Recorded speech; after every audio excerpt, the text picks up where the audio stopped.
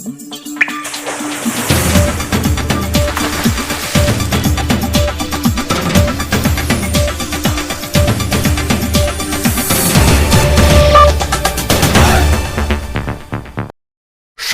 মানবিক রাষ্ট্র গঠনে ৩১ দফার ভিত্তিতে বাংলাদেশ বিএনপির ভারপ্রাপ্ত চেয়ারম্যান জননেতা জনাব তারেক রহমানের ভাবনায় সমাজ গঠনে সম্মানিত হিন্দু সম্প্রদায়ের সাথে মতবিনিময় সভা অনুষ্ঠিত হয়েছে।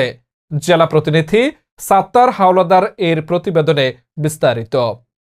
শুক্রবার বেলা ৩টার সময় বরিশালের আগৈলছাড়া রাজিহার ইউনিয়নে বাহাদুরপুর মাধ্যমিক বিদ্যালয়ের মাঠ প্রাঙ্গণে সমাজ গঠনে সম্মানিত হিন্দু সম্প্রদায়ের সাথে মতবিনিময় সভা অনুষ্ঠিত হয়। প্রধান অতিথি হিসেবে বক্তব্য রাখেন জনাব আকন কুদ্দুসুর রহমান, বীর মুক্তিযোদ্ধা এস.এম. আফজাল হোসেন, সিনিয়র সদস্য, বরিশাল জেলা সদর উত্তর বিএনপি আয়োজন কমিটি।